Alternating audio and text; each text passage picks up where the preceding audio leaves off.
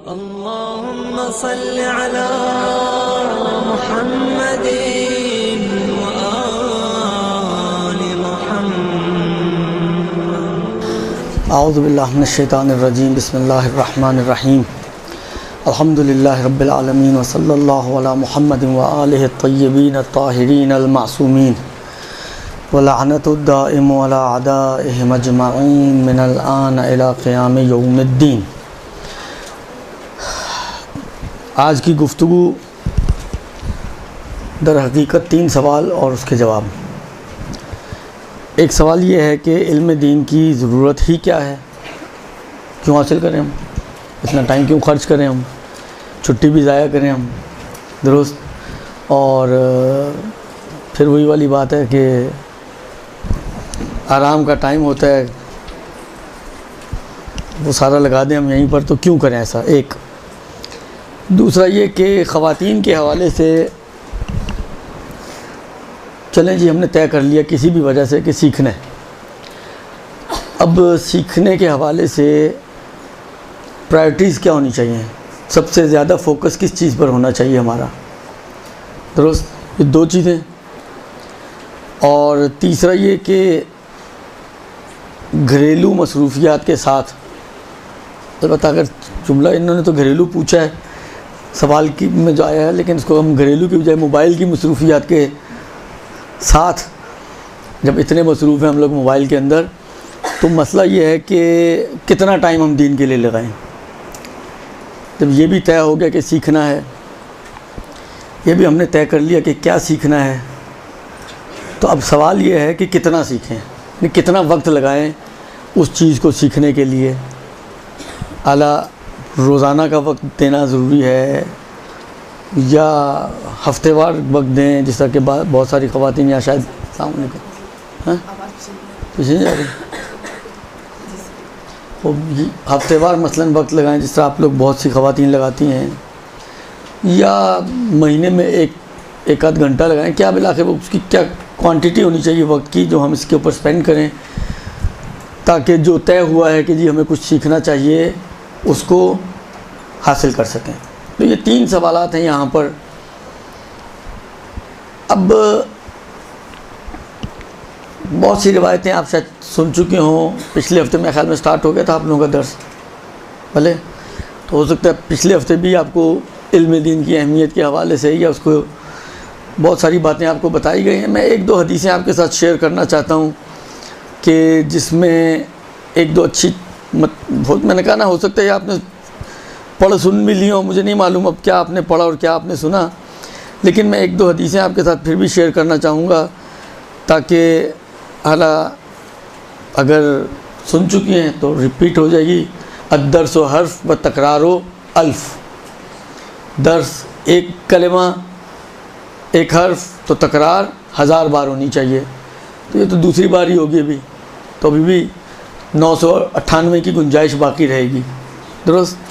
तो ये हो जाएगा। और नहीं सुनी होगी तो एक नई चीज़ आपके पास आ जाएगी, बकौल आप लोगों की सलाह के, तो कुछ लेकर जाएंगे आप यहाँ से, वल्ला हालत रिपीट करके चले जाएंगे, दुरुस्त जी। अच्छा, अहमियत के हवाले से भी मैं आपकी खिदमत में अर्ज़ करूँ कि एक तो वो हदीसें हैं जो बताती हैं कि हमें इसको आखिरत में इसका क्या मिलने वाला है। मसलन फ़र्ज़ करें जन्नत मिलेगी या और जो कुछ उखरवी मनाजिल मिलने वाले हैं इंसान को, उस हवाले से कुछ मुमकिन है दुनिया की बात कर रहे हो, कुछ मुमकिन है दोनों प्लस माइनस दुनिया और आखिरत दोनों की बातें चल रही हों। तो अब देखें 1-2 हदीसें मैं आपकी खिदमत में अर्ज़ करना चाहता हूँ। ये रिवायत जो है वो अर्ज़ करूँ आपकी खिदमत में, हमारे और आपके 5वें इमाम मोहम्मद बाक़िर अलैहिस्सलाम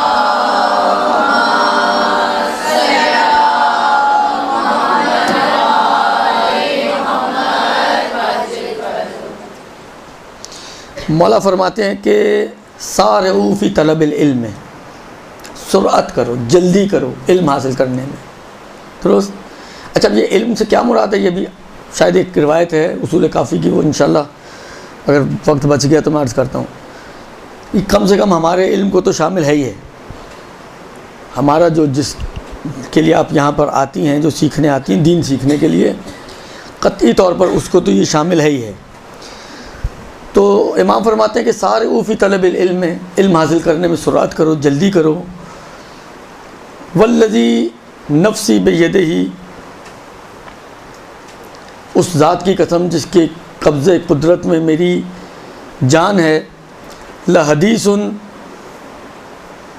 वाहिदुन फ़ी हलालिन व हरामिन, एक हदीस के जो हलाल व हराम से रब्त रखती हो, हलाल व हराम के बारे में, क्या चीज़ आपके ऊपर हलाल है, क्या चीज़ आपके ऊपर हराम है, एक हदीस जो हलाल व हराम को बयान करने वाली हो। हदीसुन वाहिदुन, एक हदीस सिर्फ, दुरुस्त, कि ताख़ुज़ुहु मिन सादिकिन अन सादिकिन, जिसको आप किसी सच्चे इंसान से लेते हैं। हाल अब ये ख़ुद एक बहस की जा सकती है कि सादिकीन से क्या मुराद है। कूनु मअस सादिकीन, जनाब तैजानी साहब ने भी एक किताब लिखी है इसके ऊपर, वो पढ़िएगा, इस कुछ अच्छे मतलब आपको वहाँ पे मिलेंगे और सही मानों में आपको पता चलेगा कि सादिकीन से मुराद क्या है। अगर ख़ुलासा करें हम तो लुब्बे लुबाब मतालिब का ये बनता है कि सादिकीन से मुराद, क्योंकि अस-सादिकीन कूनु मअस-सादिकीन, अस-सादिकीन अलिफ लाम के साथ लाएँ यहाँ पर, तो इससे मुराद जो हकीकतन सादिक है। और जो हकीकतन सादिक है ये वो होता है कि जिसके कौल व फ़ेल में तज़ाद ना हो, कौल व फ़ेल एक जैसा हो, और जिसका कौल व फ़ेल एक जैसा हो, जो कहता हो वो करता हो, जो करता हो वही कहता हो। ये कौन है? ये फ़कत और फ़कत अहले बैत और आइमा अलैहिमुस्सलाम की हस्तियाँ हैं। लिहाजा कूनु मअस सादिकीन ऐ कूनु मअल आइमा, ये माना बन जाएगा इस हदीस का।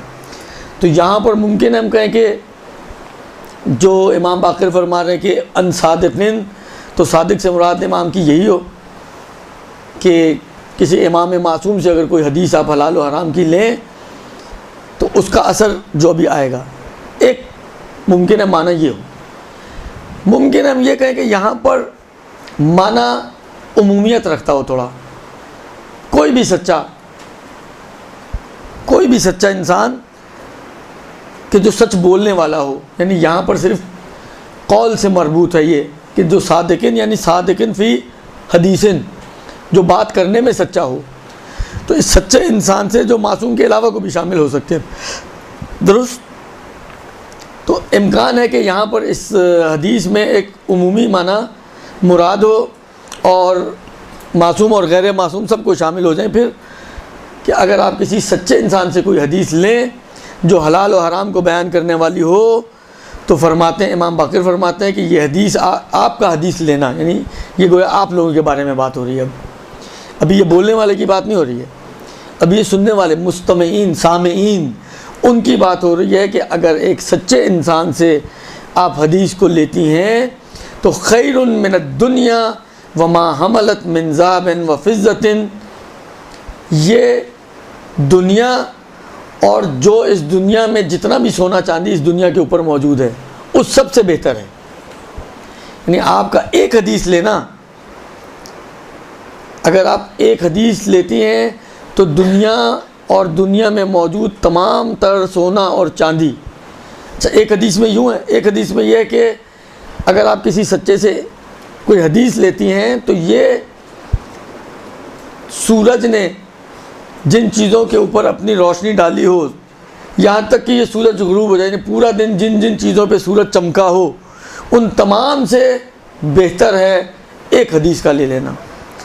यानी अगर और मैं इसको कॉम्पैक्ट कर दूँ तो दुनिया व मा फ़ीहा, दुनिया व मा फ़ीहा यानी क्या? दुनिया और दुनिया में जो कुछ है। अब ये जो माना मैं कर रहा हूँ, क्योंकि यहाँ पे तो सोने और चांदी की बात आई है, कहीं पे ही बात आई है कि जिसके ऊपर सूरज चमका, मुमकिन है मसलन फ़र्ज़ करें इस छत के अंदर मौजूद चीज़ों पे तो सूरज चमका ही ना हो, तो छत के अंदर है वो तो चमकेगा बाहर वाली चीज़ों पे। लेकिन ये जो मैं माना कर रहा हूँ, बाकी दूसरी और हदीस को एक एक लेकर आऊँ मैं, तो मैं सबका एक समझे एक मजमूई तौर पर मद्देनज़र रखते हुए अब एक माना आपकी खिदमत में अर्ज़ करना चाह रहा हूँ कि सीखना, इल्म हासिल करना, हदीस को सीखना, ये दुनिया व माफ़ी है, दुनिया और जो कुछ इस दुनिया में है उससे बेहतर है।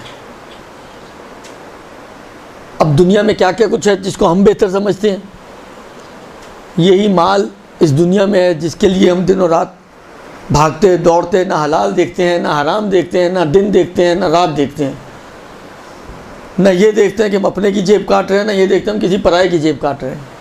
दुरुस्त। इसी दुनिया के अंदर माल के साथ वो मकामात भी हैं कि जिस मकामात को हासिल करने के लिए बकौल हारून रशीद के कि अल हुकूमत अकीमुन, हुक्मरानी हुकूमत तख्त व ताज, ये बांझ होता है, ये रिश्ते नहीं जानता पहचानता। ये रिश्तों को ज़्यादा आप देखिए, ये माशाल्लाह एक ऐसा सुनहरी कौल था कि जो बनी अब्बास के खुलफा ने और बनी उमैया के खुलफा ने इसी के ऊपर तकरीबन अमल किया है कि कोई भाई का गर्दन काट रहा है हुकूमत में आने के लिए, कोई चचा को मार रहा है, कोई बाप को मार रहा है, इसलिए कि मुल्क अकीम है, ये रिश्ते नहीं पहचानता। तो ये मकामात जो दुनियावी मकामात हैं ये भी इस दुनिया में मौजूद हैं। ज़हाब व फ़िज़्ज़ा, सोना और चांदी जिसका तज़किरा खुद रिवायत में मौजूद है वो भी इसमें मौजूद है। बाज़ रिवायतों के मुताबिक मसलन चाँद और सितारे, खुलासा ये कि जो कुछ भी इस दुनिया में मौजूद है सबसे बेहतर है इल्म हासिल करना और इल्म के ऊपर वक्त ख़र्च करना और वक्त को सर्व करना। ये एक हदीस। इसके अलावा अर्ज़ करूँ आपकी खिदमत में एक और हदीस मैं आपकी खिदमत में अर्ज़ करना चाह रहा हूँ, वो भी काबिल गौर बात है। उसमें भी मौला ने बड़ी पते की बात कही है, लेकिन वही वाली बात है, ये सारी बातें उनके लिए काबिल अहमियत होती हैं कि जो गौर करें इन बातों के ऊपर। वो अल्लाह अगर सुने, एक कान से सुने दूसरे कान से निकाल दें तो दीगर बस वो, इससे पहले कि आप समझने की, अलबत्ता निकलेगा उसी वक्त जब अंदर से खाली होगा ना, दुरुस्त, तो वो समझने की फिर बात ही नहीं आएगी, नौबत ही नहीं आएगी। ये जो रिवायत मैं अब आपकी खिदमत में अर्ज़ करने जा रहा हूँ, ये रिवायत है अमीरुल मोमिनीन अली इब्न अबी तालिब अलैहिस्सलातु वस्सलाम बाब मदीनतुल इल्म की रिवायत।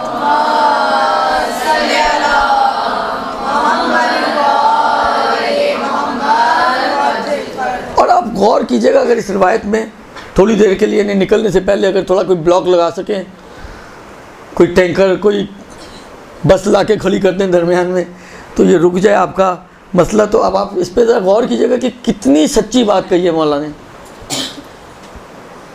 कि वाक़ईयत, यानी इस वक्त अगर आप माशरे को गौर करें तो आपको बिल्कुल वाक़ईन लगेगा कि मौला शायद आज के ज़माने की बात कर रहे हैं। क्या कहते हैं मौला? अय्युहन्नास, ए लोगो, इल्मू, जान लो, अन्न कमाल दीन तलबुल इल्म, कमाल दीन यह है कि पहले इल्म को हासिल करो, वल अमल बिही, और उसके बाद फिर उस इल्म के ऊपर अमल भी करो। अला, आगाह हो जाओ, व इन्न तलबल इल्म वजब अलैकुम मिन तलबिल माल, इल्म का हासिल करना, तलब इल्म तलब माल से ज़्यादा वाजिब है। तलब इल्म तुम्हारे ऊपर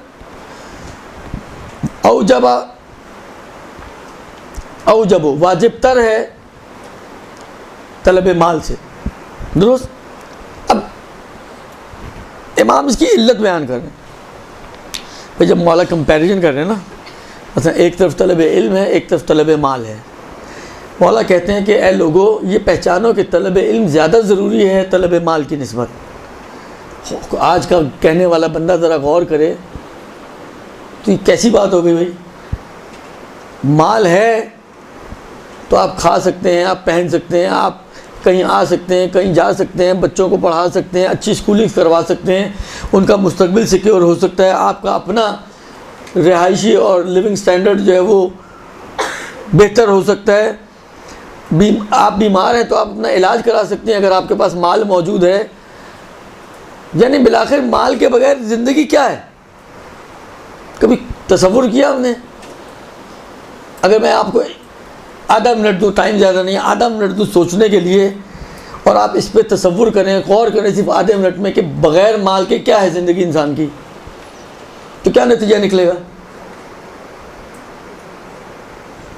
कौन बता सकता है?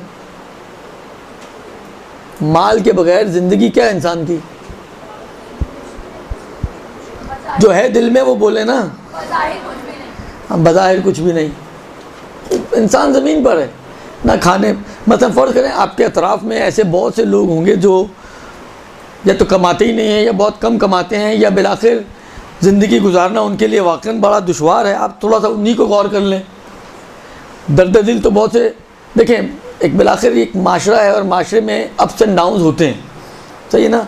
कोई मालदार है, कोई फ़कीर है, कोई अपर क्लास का है, कोई लोअर क्लास का है, कोई मिडिल क्लास का है। ये क्लासेस एक बनी हुई हैं। हालात सही गलत, इस्लाम इनको कितना मानता है कितना, ये सब बातें अभी छोड़ दें। जो है हम उसकी बात करें, दुरुस्त। और ये है माशरे में हमारे, और ये भी है माशरे में कि बिलाखिर जो गरीब लोग होते हैं जाते हैं अमीरों के पास, उमरा के पास बैठते हैं, उनके साथ दर्द दिल करते हैं। बिलाखिर जब तक रोने नहीं सुनाएंगे तो पैसे कैसे निकलेंगे उसकी जेब से, दुरुस्त।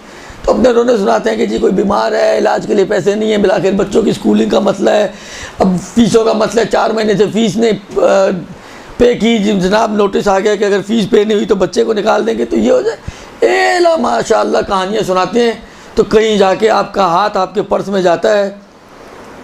हम लोग कहते तो हैं, मानते तो हैं, खुश भी होते हैं, नारे भी लगाते हैं कि अली का दरवाज़ा वो दरवाज़ा था जहाँ पर अली और हातम ताई में फ़र्क यह है कि उसने 40 दरवाजे बनाए हुए थे भले, और फ़कीर 40 दरवाज़ों पे आता था तो जितना वो देता था अली एक दरवाजे से उतना दे देते थे। अब सब बोल रहे हैं सुभान अल्लाह।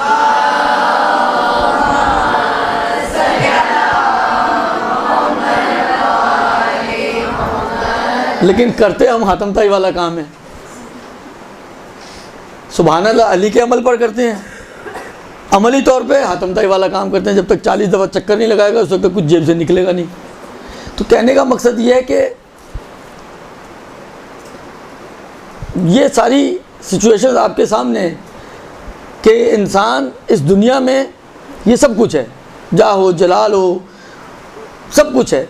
लेकिन क्या कह रहे हैं इमाम अलैहिस्सलाम, इल्लत क्या बयान कर रहे हैं उसके, यानी इस सब कुछ के बावजूद कि आप माल के बगैर कुछ नहीं है, आपकी ज़िंदगी हीच ना, आप माशरे के कुछ यानी ना माशरा आपको कुछ समझता है और ना वाकई आप ज़िंदगी गुजार सकते हैं। हर कदम पे आप बिलाखिर किसी ना किसी के दरवाजे पे खड़े हैं बग़ैर माल के। लेकिन इस तमाम के बावजूद अमीरुल मोमिनीन क्या कह रहे हैं कि उसके बावजूद कि माल इतनी अहमियत रखता है तुम्हारी ज़िंदगी में, लेकिन तलब इल्म तलब माल से ज़्यादा वाजिब है। क्यों? अब ये जो क्यों इमाम ने बयान किया ये बड़ा अहम है। मौला फरमाते हैं इसकी वजह यह है कि इन्नल माला मक़सूमुन मज़मूनुन लकुम क़स्समहु आदिलुन बैनकुम व ज़मनहु व सयफ़ी लकुम वल इल्मु मख़ज़ूनुन इंदा अहलिही व क़द उमिरतुम बितलबिही मिन अहलिही फ़तलबूहु। मौला एक इल्लत बयान करते हैं, कहते हैं इसकी वजह ये है मैं इनके इसके बगैर चारा नहीं, दुरुस्त, लेकिन उसके बावजूद वो औजब है, ज़्यादा अहमियत रख। क्यों? कहते हैं इसलिए कि देखो रिज़्क तकसीम किया जा चुका है, तकसीम करने वाला एक आदिल हस्ती है, जिस आदिल हस्ती ने तकसीम किया है और तकसीम करने के बाद उसकी ज़मानत ली है, दुरुस्त। यानी काना परवरदिगार आलम ने हर इंसान के लिए रिज़्क को बांट दिया है और ज़मानत ली इस बात की कि ये जो तुम्हारा हिस्सा है ये तुम तक पहुँचेगा। जबकि माल को परवरदिगार आलम ने बांटा नहीं है, उसको ख़जाने के तौर पर अहले इल्म के पास रख दिया है। अब ख़जाना खोदना तुम्हारा काम है, वो तुम्हारी एफ़र्ट्स का मोहताज है। रिज़्क जो तकसीम शुदा है, जिसकी ज़मानत ली जा चुकी है, वो तुम्हारी उतनी एफ़र्ट्स का मोहताज नहीं है, दुरुस्त। तो अब जिसके अंदर तुम्हारी अपनी एफ़र्ट्स दखालत रखती हैं, वो तलब करना तुम्हारे लिए अहमियत रखता है, या जो तुम्हें तुम्हारे लिए तकसीम किया जा चुका है, जिसकी ज़मानत दी जा चुकी है, वो अहम रहे। वो तो मिलना ही मिलना है तुम्हें, ये लोगे तो मिलेगा, नहीं लोगे तो नहीं मिलेगा। तो ये अहम ज़्यादा हो गया ना तुम्हारे लिए। लिहाजा इस वजह से तलब इल्म ज़्यादा अहम है तलब माल से। ये मेरे मौला का फरमान, दुरुस्त जी। इसके बाद मौला इसके बाद क्या है? हालांकि इसके बाद वो रिवायतें भी हमारे पास मौजूद हैं। एक तो आपकी ये तौजील मसाइल के ऊपर भी लिखी हुई, आपने भी कई दफ़ा पढ़ी होगी और कई दफ़ा उसका आप लोगों ने माना भी देखा होगा कि इल्म हासिल करो, अगर तुम इल्म हासिल नहीं करते, हलाल और हराम का इल्म सीखो, अगर तुम हलाल और हराम का इल्म नहीं सीखते तो तुम गैर मुहज़्ज़ब हो। इन्होंने बड़ा मुहज़्ज़ब तर्जुमा किया है, वरना यानी वाकई बड़ा मुहज़्ज़ब तर्जुमा किया इन्होंने। व इल्ला गैर मुहज़्ज़ब का व इल्ला अंतुम आराब, आराब का बहुत ही गहराई में अगर आप माना जाएं तो ये जो बद्दू अरब देहाती जाहिल और जड़ किस्म के लोग होते थे वो होते हैं, उसको कहते हैं। लेकिन इन्होंने, मैंने कहा ना कि अच्छा माना किया, बिल आखिर थोड़ा तहजीब वाला माना किया। तो तहजीब सीखने के लिए, मुहज़्ज़ब बनने के लिए हलाल और हराम का इल्म सीखना ज़रूरी है। या मसलन आइम्मा की रिवायतें हैं कि हम पसंद करते हैं कि इल्म दीन सीखने के लिए हमारे असहाब के सरों पे कोड़े मारे जाएं, या बिल आखिर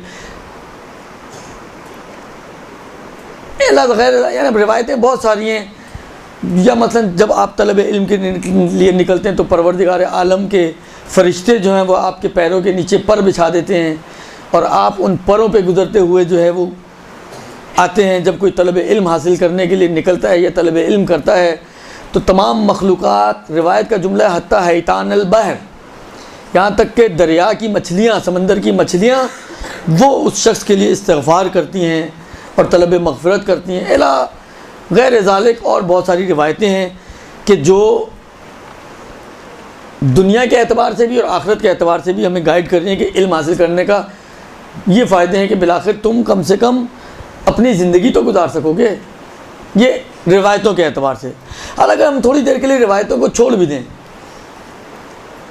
थोड़ी देर के लिए हम रिवायतों को छोड़ दें, रिवायतें हो गई साइड में, अब हम हैं और हमारी अक्ल और ये दुनिया। अब आप मुझे ये बताएं, हम अपनी अक्ल की तरफ अगर हम रुजू करें तो आपको क्या लगता है कि परवरदिगार आलम ने हमें जब इस दुनिया में खल्क किया तो खुदा कुछ चाहता होगा हमारे से, कोई मकसूद होगा खुदा का, कुछ मतलूब होगा खुदा का, या बग़ैर किसी चाहत के बस ऐसे ही? जिस तरह मसलन बाज़ औक़ात क्या होता है, अब ये ऐसे ही को समझाने के लिए अर्ज़ कर रहा हूँ, जिस तरह आप लोग बैठे हैं ना, बाज़ बच्चियों की आप क्लास के बाद अगर उनका रजिस्टर देखें तो पता नहीं कभी कोई ड्राइंग बनाई हुई होती है, कभी अपने साइन कर करके 4 सफ़े काले किए हुए होते हैं। बिल आखिर अब इनसे एक मकसद पूछेंगे तो कोई मकसद नहीं होता इन कामों का, इनका जस्ट फॉर टाइम पास। अब नहीं मज़ा आ रहा सुनने में तो बिल टाइम बैठना तो है ना, अब 2 घंटे तो गुजारनी है, 1.5 घंटा तो गुजारनी है, तो वो इस किस्म की ड्राइंग्स और इस किस्म की, कभी टीचर की शक्लें बना रही होती हैं, ये भी होता है, स्केचिंग हो रही होती है। हालांकि एक अलग वैसे जायज़ है जायज़ नहीं है का मसला एक अलग है, लेकिन बिलाखिर जो हो रहा होता है, कभी कोई अपने बाज़ वाकई बड़ी आर्टिस्टिक टाइप की बच्चियां होती हैं, उनके अंदर एक आर्टिस्ट छुपा हुआ होता है और बहुत शुरू से बचपन से उनकी बड़ी अच्छी स्केचिंग और ड्राइंग्स होती हैं, बाज़ अपने वैसे ही बैठे जो है कोई ना कोई ड्राइंग बना रही होती है। तो ये सारे काम हो रहे होते हैं, कोई मकसद, आपका मकसद नहीं कि जी आपने कोई पेंटिंग बना के किसी को दिखा के कोई नंबर लेने हैं, कोई अपने आप को मतलब कोई आपने कोई आर्ट गैलरी में जाके इसकी कोई एग्जीबिशन करनी है, इनसे आपने अपने कोई कमाई करनी है, कोई आपने अपनी रोज़ी का ज़रिया बनाना है, इसके ऊपर आपने कोई नोबल प्राइज़ उठाना है, कोई मकसद नहीं है आपका, सिर्फ़ और सिर्फ टाइम पास। बोरियत हो रही थी तकरीर में तो टाइम पास करना शुरू कर दिया, दुरुस्त। आया खुदा ने हमें भी ऐसी टाइम पास के लिए फारिग बैठा, उसने कहा यार चलो कुछ करते हैं, तो जिस तरह आप स्केचिंग कर रही थी खुदा ने स्केचिंग करनी शुरू की है, इतनी सारी मखलूक़ात बन गई। आया ऐसा है? आपकी अक्ल क्या कहती है, मानेगी इस बात को कि खुदा ने, अच्छा इस बात को जहन में रखिएगा साथ, मुमकिन है कोई कहे कि हाँ जी कर दिया तो क्या हुआ, कौन सा आसमान टूट गया, आखिर बना दिया खुदा ने। हालांकि खुदा ने गधा बनाया, क्या काम था उसका गधे का, उससे कोई तकलीफ़ तो नहीं लेनी थी, नमाज़ें तो नहीं पढ़वानी थी, कोई रोज़े तो नहीं रखवाने थे, वो भी तो बनाया ना बग़ैर नमाज रोज़े के। तो गधा जब बग़ैर नमाज रोज़े के हो सकते हैं तो हम बग़ैर नमाज रोज़े के हो जाएंगे, तो कौन सा आसमान टूटेगा? मगर क्या गधे की खिलकत के बाद आसमान टूटा? नहीं टूटा। तो गधा और हम अगर एक ही लेवल पर आ जाएं तो क्या होगा? होगा क्या? अच्छा क्या होगा, चलें आप बताएं। अगर ऐसा ही हो जाता अभी तो आप लोग सर हिला रही हैं ना कि नहीं ऐसे नहीं पैदा किया खुदा ने। हालांकि थोड़ी देर के लिए अगर कोई आपसे ये सवाल करे कि जी ऐसे पैदा नहीं किया क्यों, अगर ऐसे ही पैदा कर देता तो कौन सा आसमान टूटता है, कौन सी क़यामत आ जाती, तो क्या जवाब है आपके पास? पैदा नहीं किया लेकिन बहुत से इंसान को गधे बने। हाँ तो आप तायद कर रही हैं मतलब कि हमारे बहुत से जैसे एक ही नए हैं जो इसको समझते हैं। नहीं अभी जो ये हालांकि चलें, जो इस बात का कायल है जिसके दिल में ये है कि खुदा ने हमें ऐसे ही नहीं पैदा किया जिस तरह मैंने मिसालें दी हैं, बल्कि किसी प्लानिंग के तहत पैदा किया है मसलन, तो उनके पास इस बात की क्या दलील है? लिमाजा, क्यों? अगर फ़र्ज़ करें मैं एक कम्युनिस्ट सोच का आदमी हूँ, मादा परस्त इंसान हूँ, मैं आपको कहता हूँ कि भाई क्या ज़रूरी है कि खुदा जो है मैं गधे को भी पैदा किया या नहीं किया। अच्छा चलें आप कहें मुमकिन है गधा तो एक ऐसा जानवर है जिससे आप काम लेते हैं, उसका भी एक मकसद है, लेकिन बिलाखिर आप ख़ुद अगर गौर करें तो कभी आपने अगर ये चैनल्स देखे हो जिसमें इस किस्म के जानवरों के ऊपर प्रोग्राम्स आते हैं, नेशनल जोग्राफिक टाइप के या एनिमल प्लैनेट और इस टाइप के जो आते हैं, कितने सारे जानवर ऐसे होंगे जिनसे, मतलब बंदर, हालांकि बंदर से आप गधे के ऊपर तो चलो फिर आपने धोबियों के काम आता बेचारा, अगर गधे ना होते तो धोबियों की ज़िंदगी आगे ना बढ़ती। बंदर का क्या फ़लसफ़ा है? कभी आपने देखा हो कि बंदर से कोई काम ले रहा हो?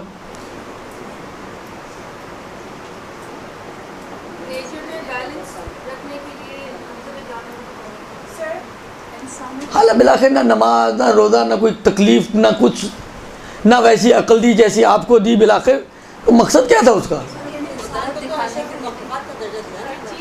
दिया क्यों?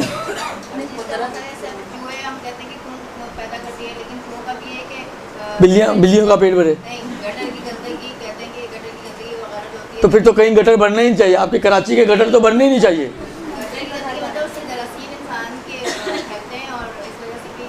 इतने डॉक्टर तो जाके आप लगता है काफ़ी अर्से डॉक्टर के नहीं गई हैं। हाँ अब देखें ये वो साइंटिफिक इसके फ़िलासफ़ीज़ हैं जो हम लोगों ने कुछ बनाई हैं, कुछ निकाली हैं, मुमकिन है हों भी, लेकिन आप अवामी, अभी अवामी बात हो रही ना, अभी आपकी जो अक्ल है कोई अफलातूनी अक्ल तो नहीं है। आप अवामी अक्ल के एतबार से गौर करें और मुझे जवाब दें इसका।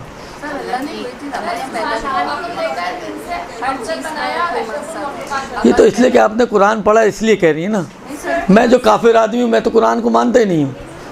कुरान के अलावा साबित करें कि अल्लाह बस पैदा नहीं करता, मैं कहूँगा बंदर, बकौल, इनके चूहा, छिपकली, कॉकरोच, क्या मकसद है इसका? कॉकरोच का क्या मकसद है?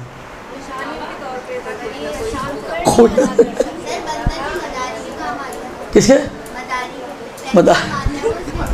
हालांकि चले कोई और ले लें जानवर, अगर बंदर का भी आपने कोई ना कोई फ़लसफ़ा निकाल लिया तो गैंडे का निकालें चलें। हालांकि हाथी भी आप कहीं कमाने का ज़रिए, गैंडा क्या है?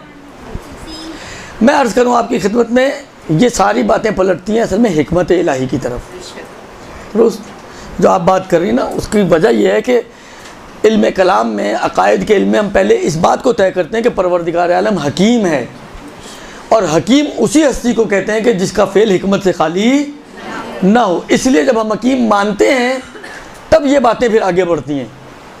चाहे आप कहें जी हमें वाक़ई नहीं पता चला, हालांकि बकौल आपके चूहे का पता चल गया, छिपकली का पता चल गया, मतलब कॉकरोच का पता चला नहीं चला, लेकिन इतना मालूम है कि कुछ ना कुछ है। क्यों मालूम है? उसकी हिकमत की वजह से। दुरुस्त? तो ये मैं अर्ज़ करना चाहता कि इसकी हिकमत को मद्देनज़र रखते हुए मुझे जवाब दीजिएगा कि परवरदिगार आलम, अगर, क्या सवाल पूछा था मैंने आप लोगों से? तो चूहे बिल्लियों में लग गया।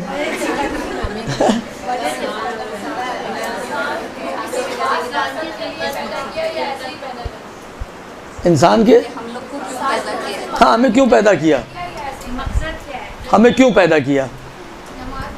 अब ये आप कहें कि जी कोई ना कोई हिकमत तो होगी, उस हिकमत हकीम होने की वजह से तो है, होगी तो सही। लिहाजा चलें हम इतने पे अभी इक्तफ़ा करते हैं क्योंकि अकायद की तो क्लास नहीं हो रही है। दुरुस्त?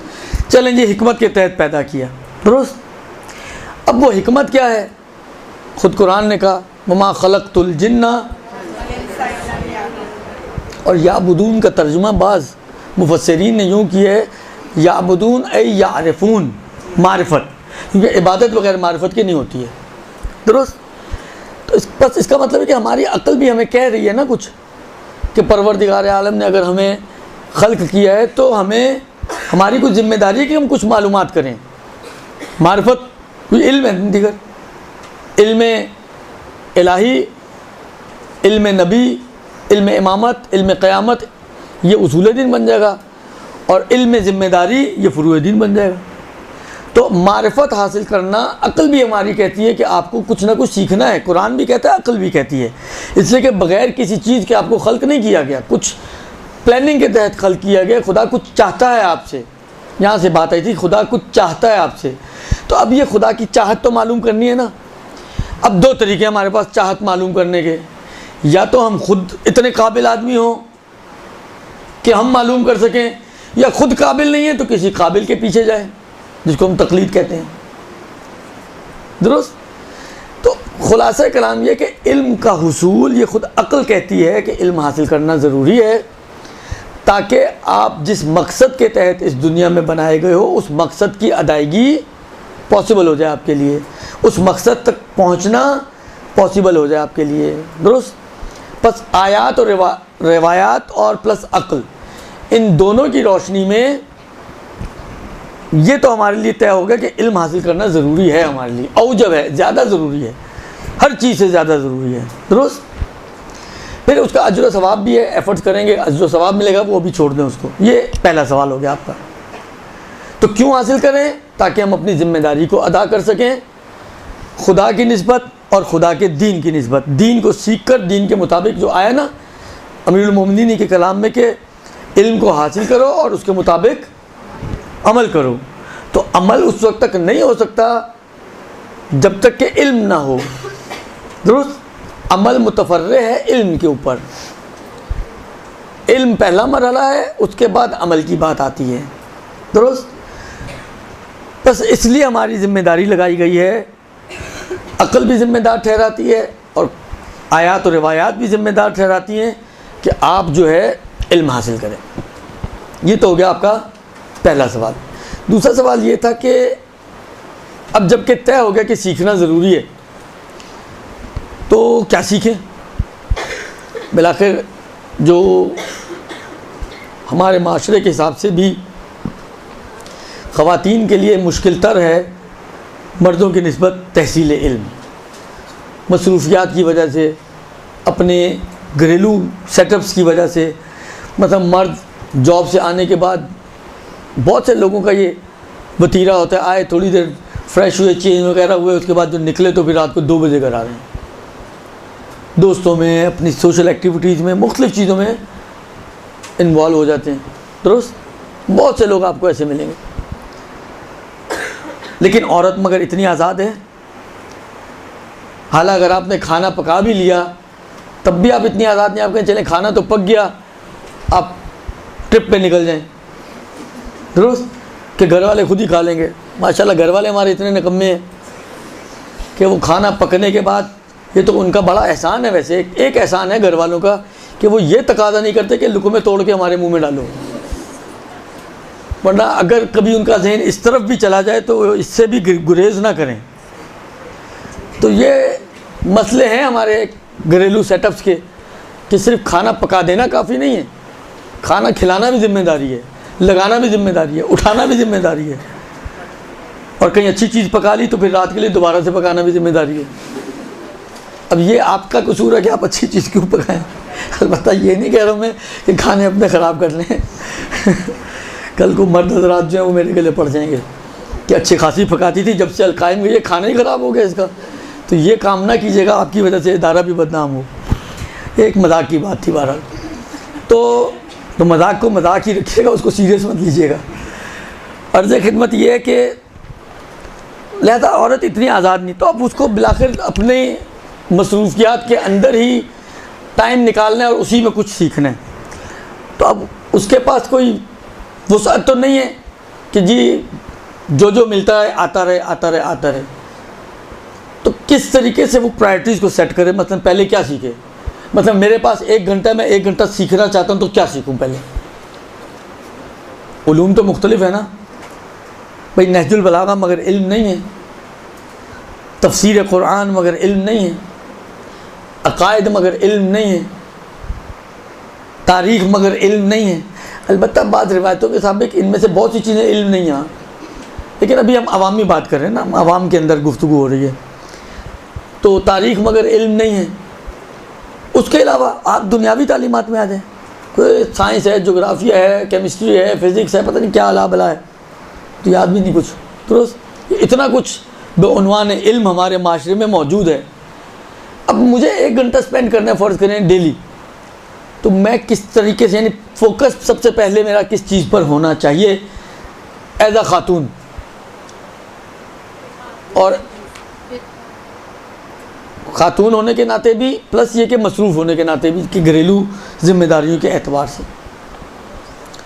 तो फ़िक्र भी एक वास्ट फील्ड है। फ़िक्र में मतलब आप कहेंगे मैं चलो कारोबार के अहकाम से शुरू कर देती हूँ, वो भी तो फ़िक्र ही है ना। आप कहें जी मैं मतलब वरासत के अहकाम से शुरू कर देती हूँ, वो भी फ़िक्र है। फ़िक्र के 52 बाब हैं,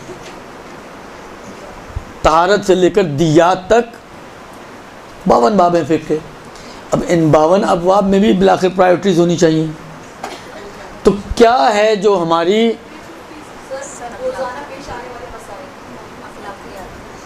अखलाकियत, तो फ़िक्र नहीं है, सीखने तो है बिलाखिर, एक ये भी है नज़रिया बिलाखिर जी। और आरा के फ़ुक़हात की जी, अक़ाइद का है।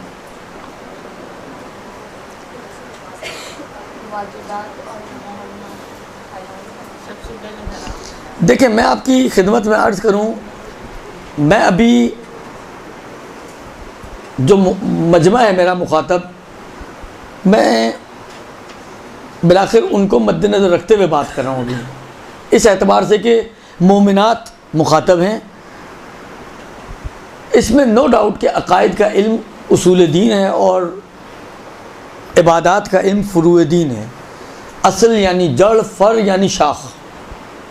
तो जड़ अहम होती है, शाख अहम होती है? जड़ सबसे अहम होती है, सही ना, क्योंकि जड़ों को पानी मिलेगा तो शाखें तरोताज़ा होंगी। दुरुस्त। अगर जड़ ही आपकी निकम्मी है और नाकारा हो चुकी है, जड़ें काट चुकी हैं आप, तो वो शाखें भी आपकी एक वक्त आकर ख़त्म हो जाएंगी। दुरुस्त। तो इसमें तो कोई डाउट नहीं है कि प्रायोरिटी वाइज अगर हम देखें तो अक़ाइद का इल्म सबसे अहम इल्म है।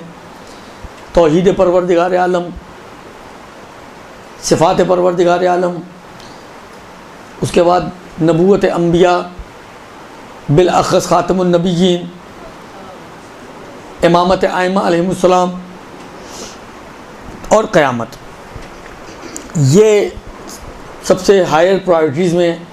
लेकिन बिलाखिर मैंने जो जुमला कहा था कि मैं मोमिनात को मद्देनज़र रखते हुए बात कर रहा हूँ, अभी किसी काफिर से, किसी गैर मोमिना से मेरी बात नहीं है।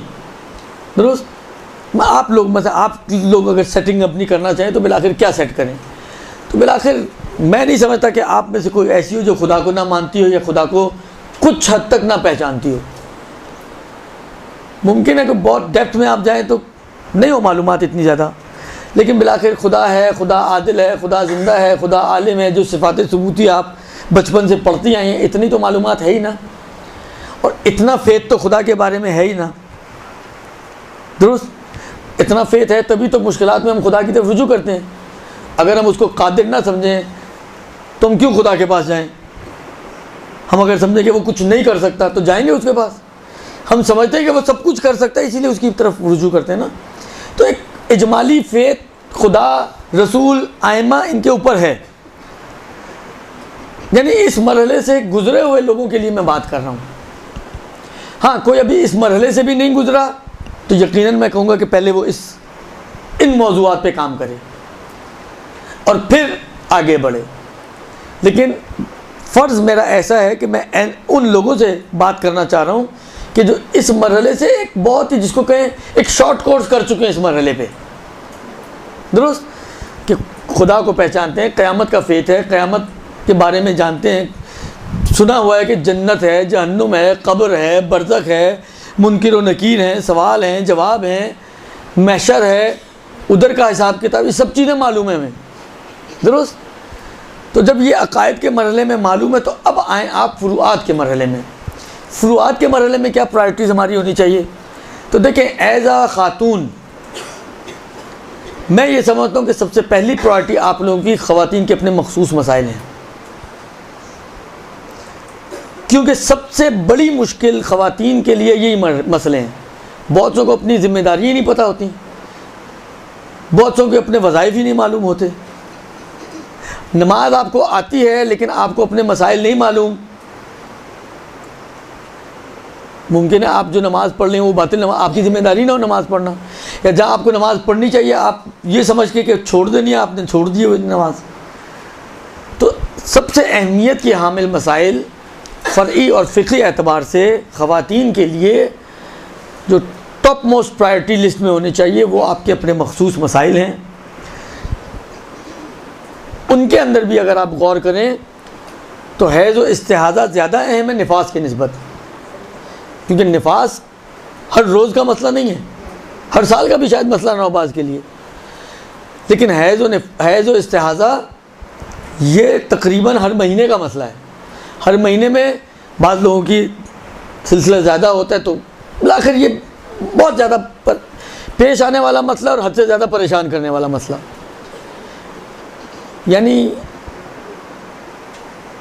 बाज़ बुज़ुर्गान जो मुझे अब याद पड़ता है, शेख काशिफुल ग़िता का नज़रिया है, वो ये फरमाते थे कि उनके बारे में कहा जाता है कि फ़िक़्ह जिसको कि मास्टर फ़िक़्ह के माहिर, जिस तरह अंगूठी इंसान के हाथ में होती है इस तरह फ़िक़्ह उनके हाथ में थी, इतनी महारत थी उनको फ़िक़्ह के ऊपर।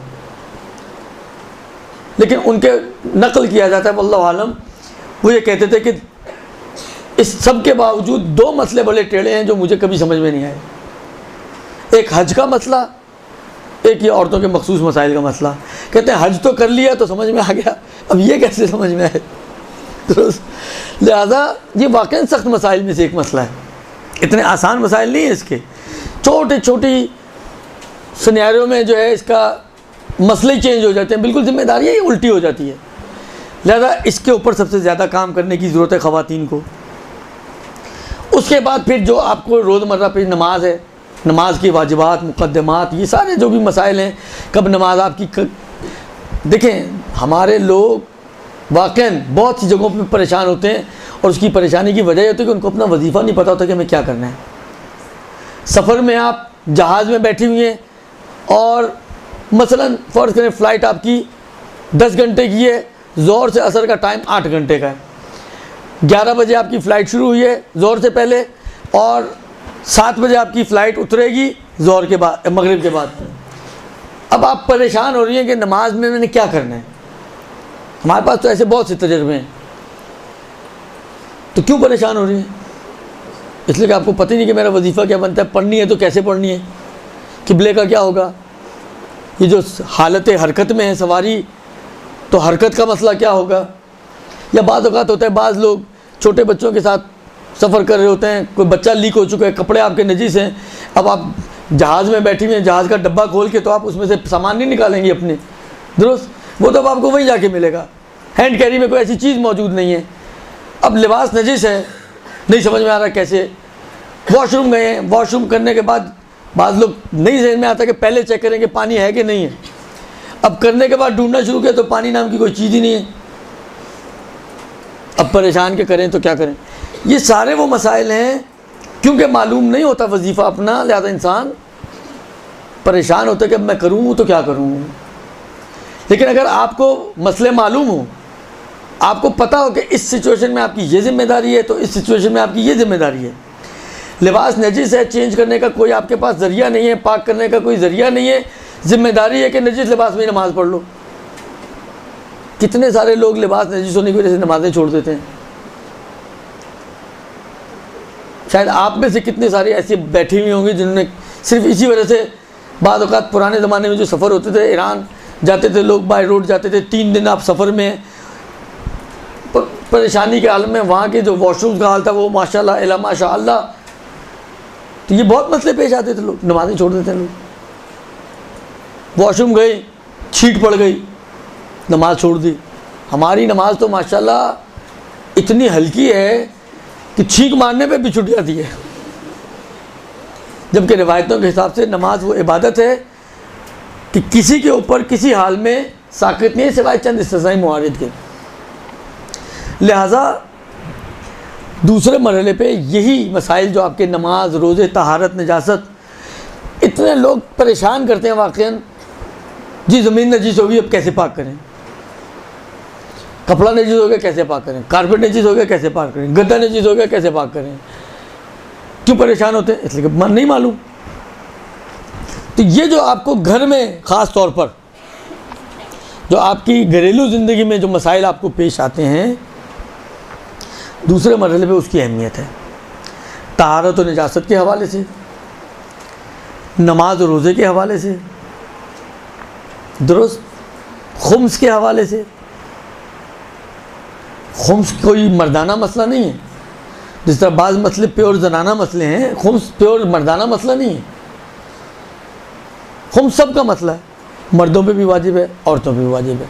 काम करने वाले मर्द औरत पे भी वाजिब है, न काम करने वाले मर्द औरतों पे भी वाजिब है, बालिगीन पे भी वाजिब है, और मौजूदा मराजे के एतबार से तो तकरीबन नाबालिगीन पे भी वाजिब है। तो सब पे वाजिब है। हर मुकल्लफ़ और हर गैर मुकल्लफ़ से मुराद गधा नहीं है, अभी जिसकी मिसाल आई थी, नाबालिग बच्चे, उन सब पे वाजिब है। तो ये तो एक शख्स का मसला नहीं है ना, पूरे घर का मसला है। जब तक बच्चे छोटे हैं तो माँ और बाप ही उनके ज़िम्मेदार हैं। बहुत से घरों में बाप असल लाउबाली हैं, और आप जैसी माएँ जो आती हैं, सीखती हैं, समझदार हैं, तो ज़्यादा बोझ फिर किस पे आएगा? माँओं पे आएगा। लिहाजा दूसरे मरहले में वो वाले मसाइल के जो आपकी घर की जो चार दीवारी है उसके अंदर पेश आते हैं, उनकी अहमियत दूसरे मरहले पर ज़्यादा है। और फिर आप हमारी सबसे बड़ी पता है मुश्किल क्या है?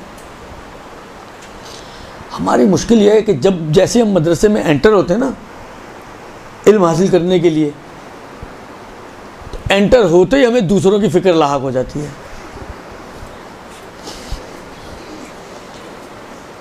अपने आप को भूल जाते हैं, दूसरों के लिए परेशान होते हैं, दूसरों के लिए दिल जलाते हैं। हालांकि बुरी बात नहीं है, लेकिन अपने को भुलाकर दूसरों की फ़िक्र करना ये बुरी बात है। कुरान ने भी अच्छा नहीं समझा इसको कि जो अपने को भुला बैठे और दूसरों की फ़िक्र में लगे रहें। अक़ल और रिवायात और आयात उनके हिसाब से तरतीब ये है, पहले सीखें, फिर पहले ख़ुद अमल करें, फिर दूसरों की फ़िक्र करें। हम ये ख़ुद तो बीच में से निकाल ही देते हैं। हम हैं, हमारा इल्म है, और दूसरे बीच में हम हैं ही नहीं।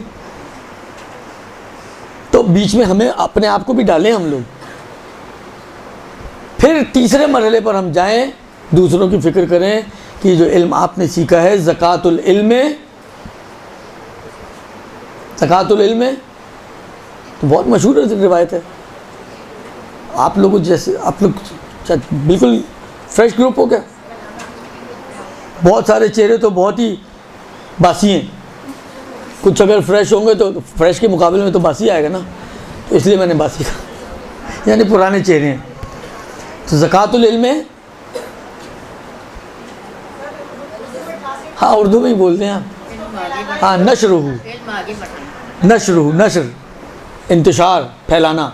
ज़कातुल इल्म नशरुहु, इल्म की ज़कात उसको फैलाना है, उसे दूसरों तक पहुंचाना है, दुरुस्त। लेकिन इल्म की ज़कात देने से पहले माल जमा करना तो हमारी ज़िम्मेदारी है, तो पहले अपनी बात करें, फिर दूसरों की बात करें। तो ये आपके दूसरे सवाल का जवाब कि आपकी प्रायोरिटी के एतबार से अगर किसी का के अकायद है ही नहीं तो वो अकायद पे पहले काम करे, उसके बाद फुरूअ दीन पे जाए, और फुरूअ दीन में भी सबसे पहले अपने ख़ास मसाइल, और उसके बाद फिर नमाज, रोज़ा, वज़ू। यानी मुझे वाक़ईन मैं ताज्जुब खेज़ बात आपको बताने जा रहा हूँ, आपको पता नहीं हो या नहीं हो, लेकिन मुझे बड़ा ताज्जुब होता है इस बात के ऊपर। 16 बाज़ार का इलाका, अब मैं आपके इलाके की बदतारीफ़ी नहीं करना चाह रहा, लेकिन कुछ चीज़ें होती हैं जो फैक्ट्स होती हैं, दुरुस्त।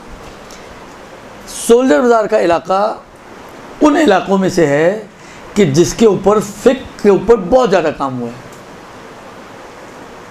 किबला मौलाना सादिक हसन साहब, खुदा उनको सेहत और तंदुरुस्ती अता करे और उनकी हिफाजत फरमाए और उनकी मज़ीद तौफ़ीक़ात में इजाफ़ा करे। वैसे ही बड़े तौफ़ीक़ वाले आदमी हैं माशाल्लाह से। उनका समझें रहते वो रिज़विया में थे, ये मैं बता रहा हूँ आपको, बात तकरीबन आज से कोई 30 साल पुरानी बात। इससे मेरी अभी एज का आप अंदाज़ा ना लगाइएगा। तो रहते रिज़विया में थे, लेकिन उनका होम ग्राउंड अगर आप कहें तो सोलरदार और खारादर था, कि जो ज़्यादातर खोजा नशीन इलाका था। और फिर आखिर जो हक़ है, मैंने कहा ना कि फैक्ट्स जो हैं उनको कोई माने या ना माने वो तो चेंज नहीं होते ना।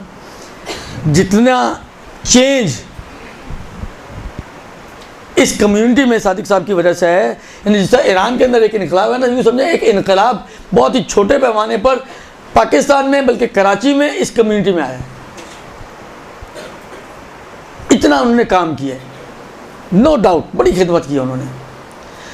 ये इलाके इनके, मैं कहता हूँ होम, ये मेरी अपनी ताबीर है, इनके होम ग्राउंड थे। जिस इंसान के लिए जहाँ पे खेलना सबसे आसान होता है ना, क्योंकि ऑडियंस आपकी अपनी है, पिच आपकी अपनी है, उसकी आशनाई आपको अच्छी तरह से, सब कुछ आप जानते पहचानते हैं, तो खेलना आसान हो जाता है इंसान के लिए। तो इनका होम ग्राउंड था।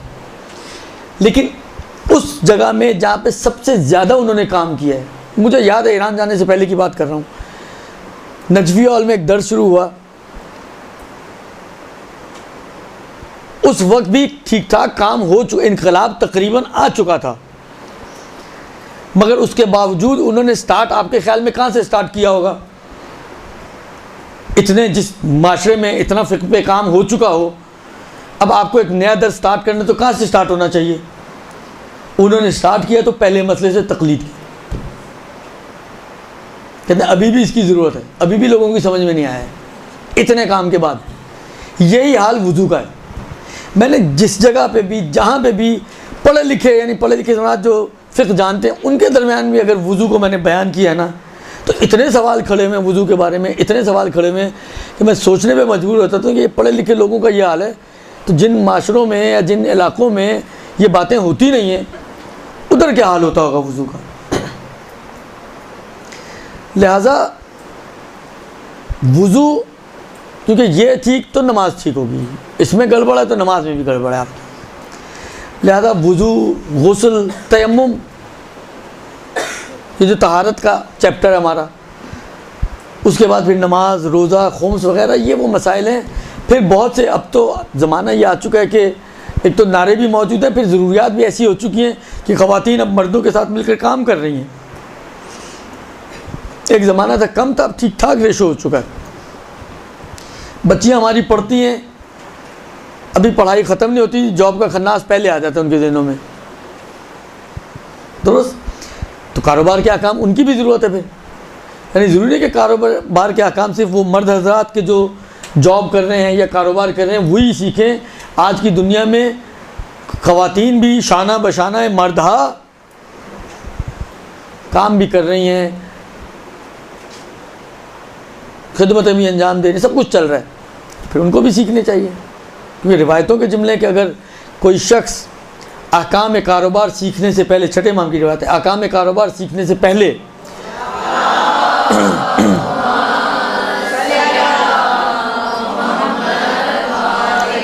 कारोबार करेगा, ये तौज़ी में दी हुई रिवायत, बिल्कुल इब्तिदा कारोबार के अहकाम खोलेंगे ना, उसके शुरू में ये रिवायत दी हुई है। तो वो गैर शऊरी तौर पर ना जानते हुए अपने आप को हलाकत में डाल देगा।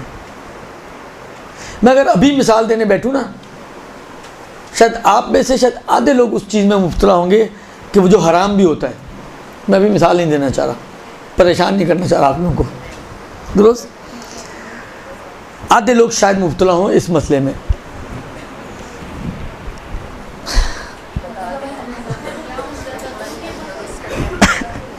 देखिए हम लोग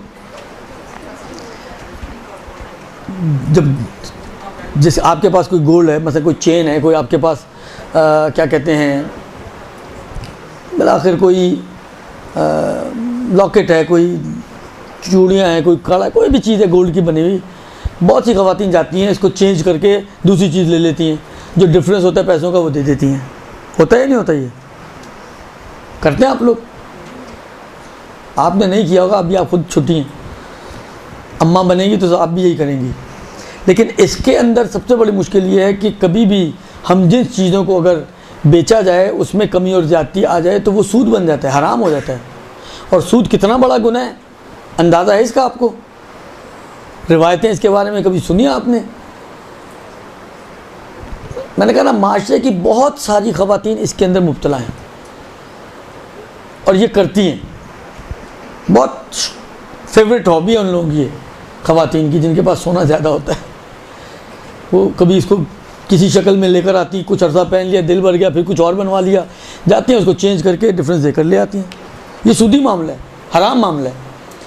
ये हराम मामला इसलिए हो गया कि आपको पता ही नहीं कि ये सूद कर रहे हैं, हम सूदी मामला कर रहे हैं। अगर मालूमात होती तो कभी भी इंसान ना करता।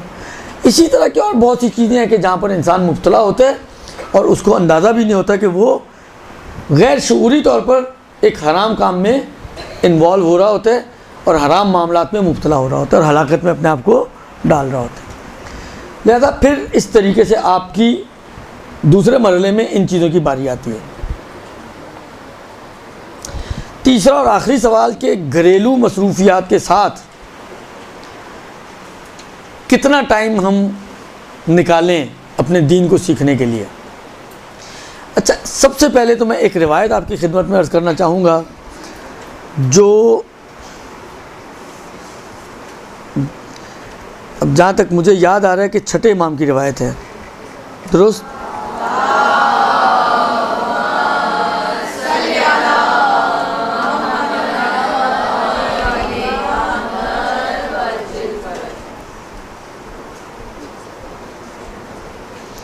रिवायत ये है कि उसमें मसला यही है कि इंसान कितना वक्त निकाले, उसको इमाम अलैहिस्सलाम ने बयान किया है कि आपको अपना दीन सीखने के लिए कितना वक्त ख़र्च करना चाहिए। यानी जो, जिसको यूँ समझें कि जो दीन चाहता है आपसे और जिसका वो आपसे तकाज़ा रखता है कि कम से कम ये काम तो आप करें, इतना काम तो आप करें।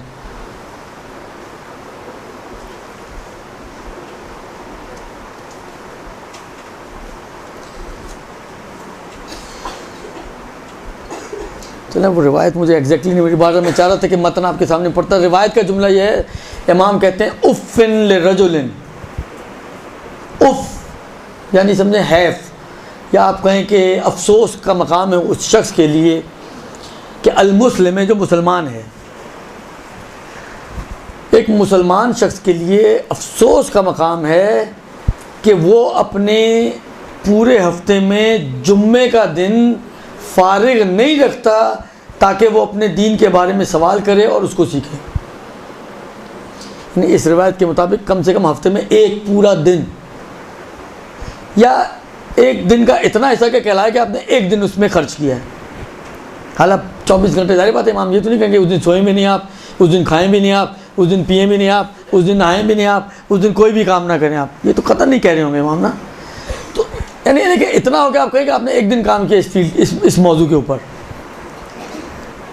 ये तकाज़ा है हमारे से, छठे इमाम तकाज़ा कर रहे हैं उस शख्स के लिए कि जो मुसलमान कहता है अपने आप को, मगर उसके पास इतनी फुर्सत नहीं कि अब जुम्मे का दिन अल्लाह इस वजह से कहा इमाम ने कि सैयदुल अय्याम है, छुट्टी का दिन होता है आमतौर पर, इबादतों का दिन है, तो ये भी एक इबादत है, दुरुस्त?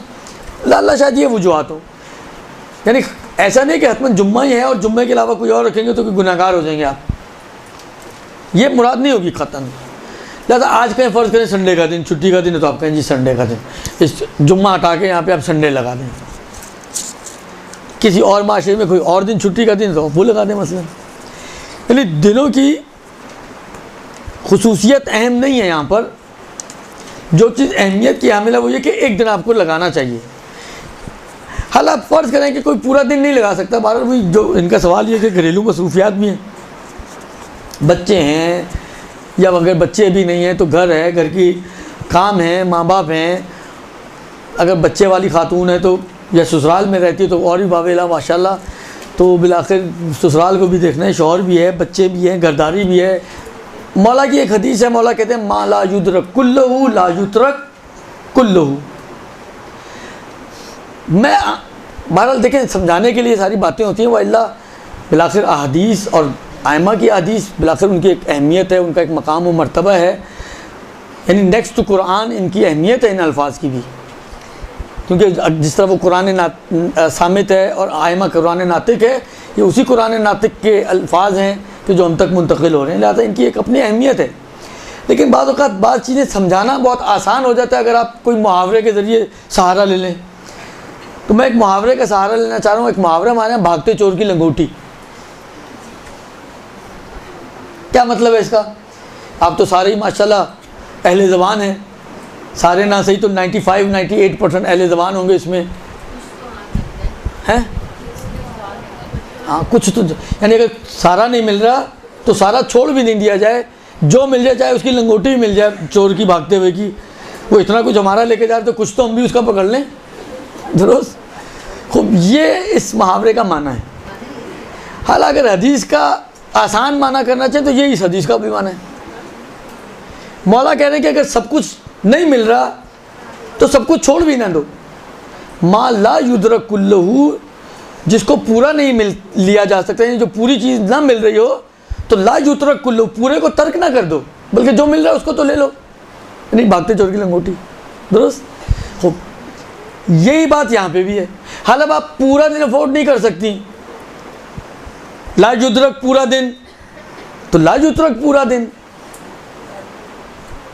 तो पूरा दिन आप अफोर्ड नहीं कर सकती तो यानी कि पूरा दिन छोड़ भी दो, आपको जी छुट्टी हो गई, घंटी बजाएं, छुट्टी की और गायब। अब मसला है कि अब जितना आप अफोर्ड कर सकें। अब ये जितने इंडिविजुअल्स बैठे हुए हैं ना, सबकी अफोर्डिंग अलग अलग होगी। इनसे पूछे कहेंगे मेरे पास तो कोई ख़ास काम नहीं होता, मैं तो 4 घंटे भी रोज़ के अफोर्ड कर सकती हूँ।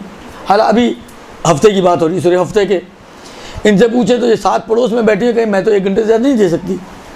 उनसे पूछे कहेंगे शायद मैं आधे घंटे से ज़्यादा नहीं दे सकती। हालांकि शायद इन लोगों की मसरूफियत क्या होगी, मोबाइल से अलावा कोई और होगी भी नहीं। ये आपका क्या ख्याल है, घरों में काम करती होंगी? मुझे मुश्किल लगता है। मैं किसी का नफिया इस बात नहीं करना चाहता, क्योंकि बिलाखिर मेरे घर में भी बच्चियां हैं, मेरी अपनी भतीजियाँ भांजियाँ सारी अड़ोस पड़ोस में। मैं कोई, अल्लाह ने मुझे मुनफरदन तो इस दुनिया में पैदा नहीं किया कि एक बनाया उठा के फेंक दिया ज़मीन पर। मेरे भी बिलाखिर अतराफ़ में सारे रिश्तेदार हैं और हर तरह का मॉडल मौजूद है मेरे पास भी। तो इसलिए मैं अपने उस मालूमात की रोशनी में ये अर्ज़ कर रहा हूँ कि आजकल की बच्चियाँ कामों में इतना दिल नहीं लगता उनका, और उनका दिल ज़्यादा मोबाइल में लगता है। हालांकि ये सारी मजाक की बातें। अर्ज़ खिदमत ये है कि जितने इंडिविजुअल्स यहाँ पे बैठे हुए हैं, सबका अफोर्डिंग टाइम जो है वो डिफरेंट होगा। ये आप खुद तय करेंगे। देखिए, ये मैं नहीं तय कर सकता, क्योंकि मैं आपकी मौक़ियत में नहीं हूँ ना, मुझे तो नहीं पता आपकी क्या क्या मसरूफियत है और कितनी मसरूफ़ हैं आप। तो ये मैं, आप आके मुझसे पूछा आप बताएं मैं कितना टाइम दे सकती हूँ, तो मुझे क्या पता कितना दे सकते हैं भाई। तो शायद आपका शौहर भी ना बता सके, जिनके शौहर हैं। उससे पूछे ये सारा दिन तो फारिग होती है, शौहर हज़रात तो यही कहेंगे ना, सारा दिन तो काम क्या घर में। उनको तो वाकई बिलाखिर, देखें मैंने कहा ना कि मैं सारी इन चीज़ों से मैं भी मुब्तला होता हूँ। बुज़ुर्गों से पूछ लें, सासों से पूछ लें, आप घर में काम क्या है। हालांकि वही वाली बात है, बहुत से घरों में झाड़ू पोछे की सिर्फ मासी होती है। थोड़ा और आगे चले जाएं तो झाड़ू पोछे और बर्तनों की मासी होती है, इससे ज़्यादा की तो मासी नहीं होती। हाँ, डिफेंस की तरफ चले जाएं तो उनकी तो सांस भी मासी ले। लेकिन अभी तो मैं डिफेंस की बात नहीं कर रहा हूँ, मैं अभी अपने इलाकों की बात कर रहा हूँ जो मिडिल क्लास इलाके हैं। तो वहाँ पर मैक्सिमम अगर आप चले जाएं तो झाड़ू पोछे के अलावा मसलन बर्तन, या और थोड़ा ऊपर चले जाएं तो कपड़े। दुरुस्त। लेकिन बिलाखिर आजकल की मासियाँ जिस तरह के काम करती हैं, प्लस ये कि खाना पकाना, बच्चों को देखना, बच्चों के कपड़ों का ख्याल रखना, इस्त्री करना, ये वो अला बला, नहीं काम कम नहीं होते हैं, लेकिन नहीं मालूम बूढ़ों को कोई काम ही नहीं लगता। फिर जो आज की जो दुनिया हमारी तेज़ हो गई है ना, एक ज़माना था घरों में मेहमान इतने आया नहीं करते थे, फैमिलियाँ छोटी होती थी। मतलब फ़र्ज़ करें आप, हालांकि अब मेरी दादी तो इस दुनिया से जा चुकी हैं, अगर मेरी दादी की तरफ जाएं आप तो फैमिली कितनी होगी, अलबत्ता ये एक बात है कि उस ज़माने में बच्चे माशाल्लाह 2 बच्चे खुशहाल घराना नहीं चलता था, वहाँ कम से कम 10 बच्चे तो खुशहाल घराना होता था, लेकिन उसके बावजूद आखिर यही फैमिली होती थी। अब आजकल का ज़माना जिस तरह फैलता जा रहा है, बिलाखिर ये बहुत ज़्यादा चीज़ें बढ़ती चली जा रही हैं। तो अब मसला यह है कि कोई आ रहा है, कोई जा रहा है, कोई मिलना मिलाना ये वो सब तो इन सारी चीज़ों के अंदर सब कुछ मैनेज करना बहरहाल काम होता है।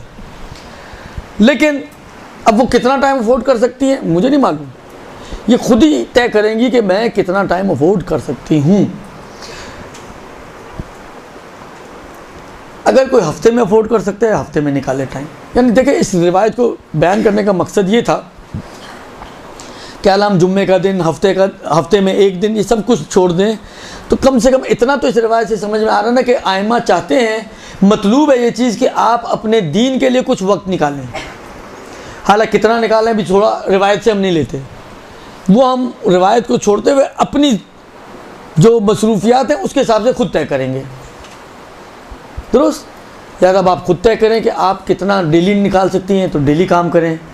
ये माशाल्लाह इनका सेटअप तो ऐसा है कि आपको नेट पे पिछले सारे दर्स भी शायद मिल जाए, मेरा ख्याल है, तो आप उसको सुने, मालूमात अपने अपग्रेड करें अपनी मालूमात को।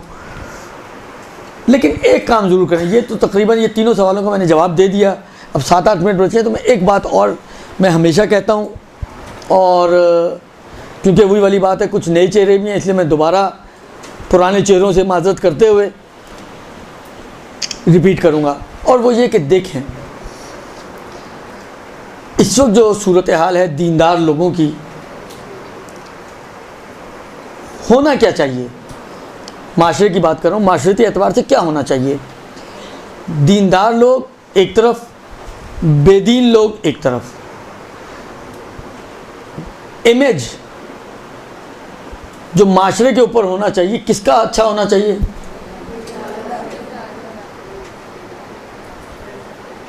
माशरे में मतलब फ़र्ज़ करें 2 बहनें, एक मदरसे आ रही है, एक नहीं आ रही है, तो जो दीन समझ रही है, जो दीन सीख रही है,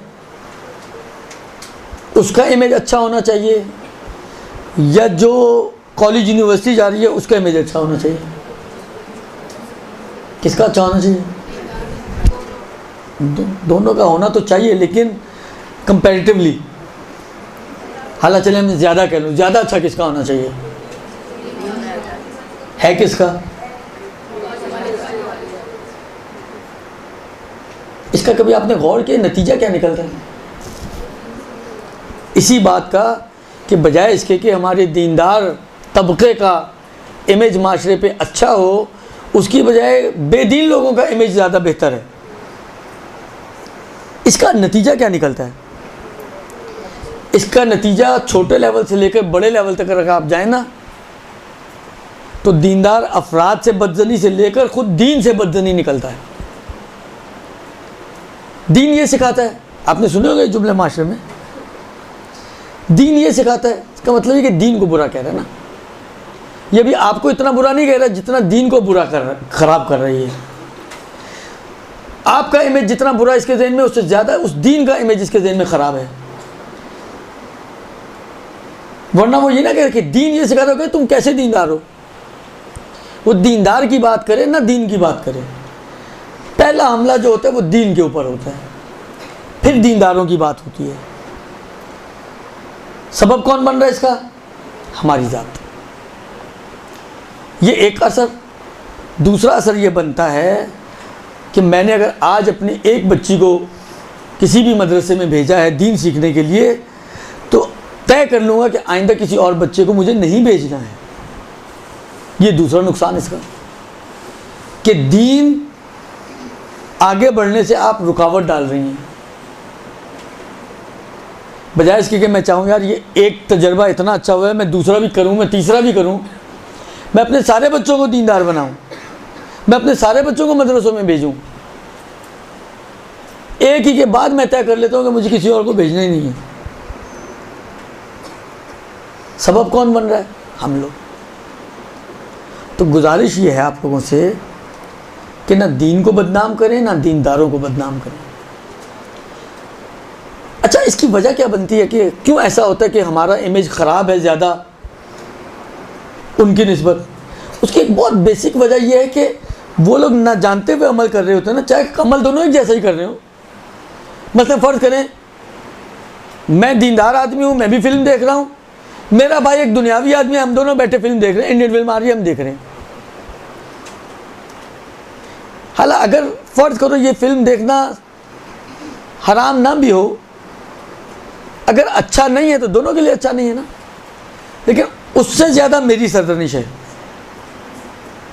उससे ज़्यादा मेरे लिए ख़राब हो रहा है, और उसकी वजह से फिर दीन और दीनदारी ख़राब होती है, जबकि काम दोनों एक जैसा कर रहे हैं, कामों में कोई फ़र्क नहीं है। पूछें अगर आप जो सरदर्निश कर रहे हो, कहते हैं इसलिए ये तो जानते पूछते ये काम कर रहे हैं, इसको तो पता ही नहीं है, अभी इसको तो पता है। तो हमारा पता होने की वजह से जब हम उस पता होने पर अमल नहीं करते हैं तो ये मुश्किलात खड़ी होती है। और ये जो इमेज ख़राब है ये खुद इस बात का काशिफ है। ये बात हमें समझाता है कि हम लोग दीन सीखते ज़रूर हैं मगर दीन पर अमल नहीं करते हैं, इसीलिए दीन ख़राब हो रहा है और बदनाम हो रहा है। जबकि अमीरुल मोमिनीन ने फरमाया कि अमल कमाल है इंसान का, दीन सीखना और दीन पर अमल करना, ना खाली दीन सीखना ना खाली अमल बग़ैर सीखे, ये कमाल नहीं है। लिहाजा आप तमाम ख़वातीन से, बच्चियों से, बुज़ुर्गों से गुजारिश ये है कि जो सीखें उसको कॉपियों पे जमा करने के लिए ना सीखें, उसको अमल के लिए सीखें। जो अल्लाह भी चाहता है, लिमा तक़ूलून मा ला तफ़अलून, क्यों वो बात करते हो जो खुद नहीं अमल करते जिस पर। हालांकि मैं वाजिब जिम्मेदारियाँ जो अम्र बिल मारूफ नहीं उससे कतई नज़र बात कर रहा हूँ। लिमा तक़ूलून मा ला तफ़अलून कुरान भी कहता है, और रिवायतें तो इला माशाअल्लाह भरी हुई हैं। यानी बाज़ रिवायतों के मुताबिक वो शख्स जो अपने इल्म के मुताबिक अमल नहीं करता, देखें जहन्नुम कैसी जगह है, जहन्नुम कैसी जगह है, बेअसल मसीर, कुरान की आयतें, बेअसल मसीर। अब मैं जल्दी में दुआ करें मुझको वो रिवायत मिल जाए तो मैं आपको रिवायत पढ़ के ही सुनाऊँ। जहन्नुम बेअसल मसीर, बुरी जगह, बुरा ठिकाना है। और ये एक नहीं कई मरतबा कुरान ने इस बात की तरफ इशारा किया है कि ये एक बुरा ठिकाना है। दुरुस्त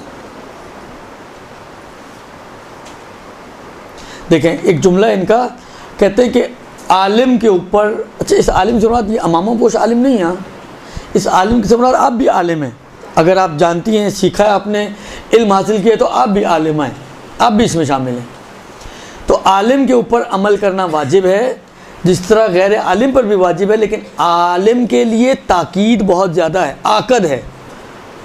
और अच्छा एक बड़ी प्यारी इन्होंने बात कही है, कहते हैं वह इक़ाबुल आसियात मिन निसाइन नबी ज़िफ़ मा जअला लिग़ैरिहिन्ना लिक़ुर्बिहिन्ना मिन रसूल सल्लल्लाहु अलैहि वसल्लम व इस्तिफ़ादतिहिन्ना अल इल्मा। कहते हैं वो गुनाहगार औरतें जो रसूल के साथ थीं, यानी रसूल की भी ज़ौजात, उनका गुनाह दो बराबर है आम गुनाहगारों की निस्बत। क्यों? इसलिए कि रसूल के कुर्ब जवार में थी और इन्होंने रसूल के इल्म से इस्तिफ़ादा किया, यानी जानती थी, यानी जानने के बाद वो गुनाह कर रही हैं तो उनका गुनाह डबल है अजाब उसका एक आम गुनाहगार औरत की निस्बत। दुरुस्त। और इसके बाद और भी बहुत सारी रिवायतों की तरफ इन्होंने इशारा किया है, लेकिन मैं उन तमाम, एक रिवायत आपकी खिदमत में अर्ज़ करना चाहता हूँ कि अल उलमा और रजुलान, उलमा दो तरह के हैं, यानी जानने वाले दो तरह के हैं। मैं ऐसा माना करूँ कि आप लोग भी उसमें आ जाएं। जानने वाले दो तरह के हैं, रजुलुन आलिमुन अख़ज़ बि इल्मिही, एक ऐसा जानने वाला है जो अपने इल्म पर अमल भी करता है, फ़हाज़ा नाजिन, ये निजात पाने वाला है, ये निजात पाने वाला है। लेकिन दूसरा व रजुलुन तारिकुन लिइल्मिही, ऐसा जानने वाला जो अपने इल्म को छोड़ देता है, उस पर अमल नहीं करता, फ़हाज़ा हालिकुन, ये हलाक होने वाला है। व अन्ना अहलन नारे लयतअज़्ज़ूना मिन रीहिल आलिम तारिकिल इल्म। देखें, जहन्नुम खुद एक बुरा ठिकाना है, आग है, बिच्छू हैं, सांप हैं, दुरुस्त। और बाकी आप जो है उसके लिए डॉक्टर साहब की तकरीरें सुन लें तो वो आपको बताएंगे कि क्या कुछ और है उसमें, दुरुस्त। ये सादिक साहब की तकरीरें बहुत पुरानी हैं, वो सुन लें तो भी आपको पता चल जाएगा कि जहन्नुम में और क्या क्या कुछ है। मैंने तो एक हल्की सी झलक दिखाई है, आग है, सांप हैं, बिच्छू हैं, केकड़े हैं, पता नहीं क्या क्या अलावला है, दुरुस्त। तो ये खुद इंसान को अजियत पहुंचाएंगे ना। आग में जलेगा तो खुश होगा, मगर आपके ख्याल में इंसान या उसको अजियत होगी? अजाब है तो अजियत तो होनी चाहिए ना। अगर आग में जलने से कोई खुश होता हो तो उसको कैसा अजाब होगा? ये तो खुशी वाला अजाब हो गया, दुरुस्त। इसी तरह सांप बिच्छू काट रहे हो तो कौन खुश होता है? ये अजियत है ना, ये खुद अजियत है। इन्हीं अजियतों की फहरिस्त में से एक अजियत यह है कि एक ऐसा शख्स जो जानता है और अपने इल्म पर अमल नहीं करता, उसकी बदबू ये अहले जहन्नुम को अजियत पहुंचाएगी। यानी जिस तरह सांप का काटना, जिस तरह बिच्छुओं का काटना, जिस तरह आग का जलाना, जिस तरह कैंचियों से काटा जाना, जिस तरह वो खून और पीप गरम गरम पानी पिलाना, दुरुस्त, ये सब इंसान को अजियत पहुंचाते हैं। उसी तरह अजियत एक ये अजियत भी है अहले नार के लिए, यानी गोया उसके अजाबों में से एक अजाब ये है कि उसको ऐसा शख्स के जो जानता है और अमल नहीं करता उसके मुताबिक, उसके बदन से जो बदबू होगी वो उसको अजियत पहुंचाएगी। तो कितनी बदबू उठेगी इसके जिस्म से। लिहाजा आप सबसे मेरी गुजारिश ये है कि इदारा, दीनदारी, ये सब के ऊपर भट्टा लगता है, सब दागदार होते हैं अगर हम कोई गलती करते हैं। मैं पहले भी कई मरतबा मैंने कहा ना कि ये बात मैं पहली दफ़ा नहीं अर्ज़ कर रहा हूँ, तकरार कर रहा हूँ। देखें, सिर्फ एक दो चीज़ें और बस ख़त्म कर रहा हूँ मैं, टेंशन ना लें ज़्यादा। देखें, ये बहुत नेचुरल सी चीज़ है कि जब भी आप कोई फील्ड इख्तियार करती हैं या जब भी किसी आप सिंफ में दाखिल होती हैं तो उसके कुछ तकाज़े होते हैं। मतलब एक शख्स, एक बच्चा है, फ़ौज में जाना चाहता है, उसने टेस्ट दिया, इम्तिहान दिया, एप्टीट्यूड टेस्ट दिया, सारे टेस्ट क्लियर करता करता वो दाखिला हो गया उसका, दुरुस्त। अब जब वो फ़ौज में पहुंचा, पहले दिन इतनी लंबी जुल्फ़ें, दुरुस्त, अपने हिसाब से उसने अपना हुलिया बनाया हुआ। आपका क्या ख्याल है, फ़ौज में जब ये जाएगा अपने ट्रेनिंग सेंटर में, अब ट्रेनिंग का मरहला है ना, तो दोपहर को 1 बजे सो के उठने का आदी, जब दिल चाहे जो दिल चाहे खा ले, हर वक्त भैंस की तरह मुंह चलता रहे। आपका क्या ख्याल है, उस इंस्टीट्यूट में ये सारे इसकी बातें चलेंगी? सुबह आए, मतलब फ़र्ज़ करें उठाने के लिए देखा, साहब सोने के, चलो सोने तो कोई बात नहीं, सब माँ छोड़ जाती है, छोड़ के चले जाएंगे क्या आपके ख्याल में? उठाएं, वो कहें यार भाई भी मेरी नींद पूरी नहीं हो सका, नींद पूरी नहीं तो घर जाके सो। जब आप यहाँ आए हो तो आपको यहाँ की सारी चीज़ों को ओबे करना पड़ेगा। ऑप्शनल नहीं होता, इल्ज़ामी होता है, इजबारी होता है, ज़रूरी होता है, इख्तियारी नहीं होता, दुरुस्त। सबसे पहले तो प्याला रख के उसके बाल शहीद होंगे, मशहूर है ना प्याला कट फौजियों का, प्याला रखते हैं सर पे और सारे अतराफ से काट दिए, जो बच गया बस वही है, इसको प्याला कट बोलते हैं, दुरुस्त। उसके बाद सुबह 4 बजे मतलब उसको उठा के पहले नमाज शब के लिए नहीं उठाएंगे, यहाँ वो रगड़ा देने के लिए उठाएंगे, एक्सरसाइज के लिए उठाएंगे, घंटा 2 घंटा उसको पहले कभी उधर चढ़ा रहे हैं, कभी उधर उतार रहे हैं, कभी उधर पका रहे हैं, वो एक रगड़ा मरवाएंगे उसको। बिलाखिर इन्हीं चीज़ों से ये निकल कर जब पासिंग आउट होती है परेड इनकी, तो ये पुख्ता होकर निकलता है, एक फ़ौजी बन के निकलता है। ये समझे, अब आप ट्रेनिंग सेंटर में आई हैं, तो ये कैसे हो सकता है कि आप दीन के ट्रेनिंग सेंटर में आए तो उसके तकाजे आपके ऊपर लागू ना हो? आज तक आप मेहंदी लगे हाथों से बाहर जाती थी, अब आपके लिए ममनू है, इसलिए कि जीनत है। मैं कुछ वो मिसालें दे रहा हूँ जो आप लोगों के लिए प्रैक्टिकल काम आएंगी। आज तक आप मसलन फ़र्ज़ करें ऐसा मखने पहनती थी जिनके ऊपर सितारे लगे हुए, आज आप नहीं पहन सकती आज के बाद से।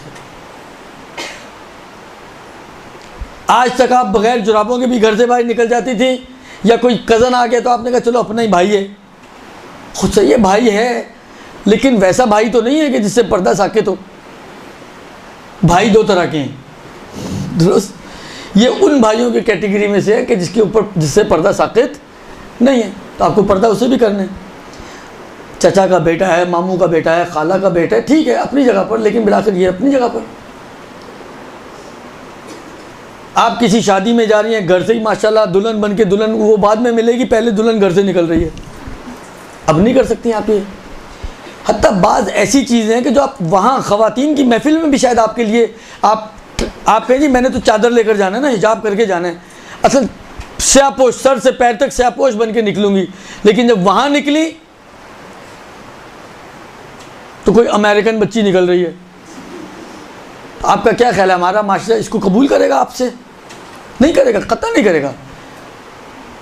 सब परेशान हो जाएंगे, ये अलकायम की स्टूडेंट है माशाल्लाह से।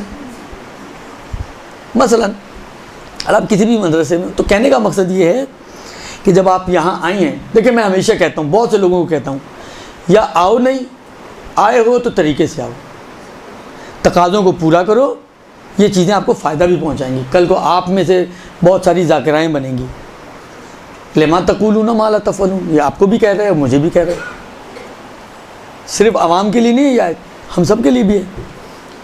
आप मिंबर पे बैठकर हिजाब की बात करें, मिंबर पे बैठ के झूठ की हुर्मत की बात करें, मिंबर पे बैठ के मतलब फ़र्ज़ करें आप लिबास की बात करें, और आपका ये सारी आपके अंदर फॉल्ट्स मौजूद हों, तो लिमा तक़ूलून मा ला तफ़अलून, जो खुद नहीं करते तो कह क्यों रहे हो।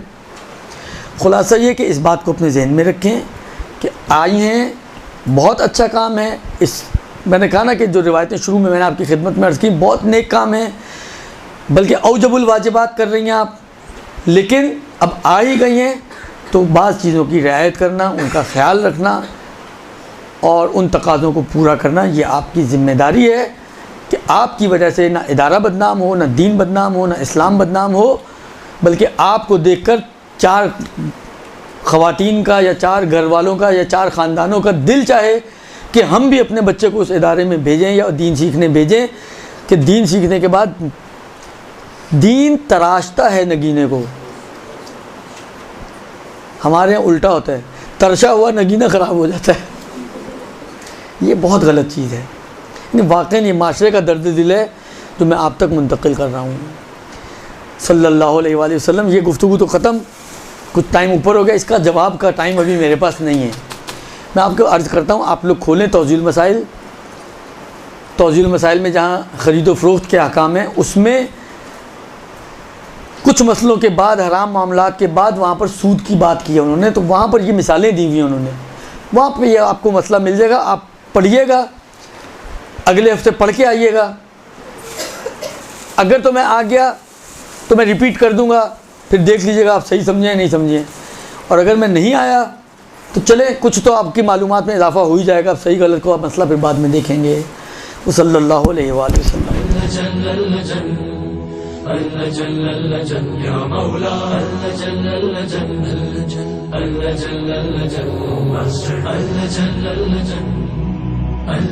या साहिब समा اللجن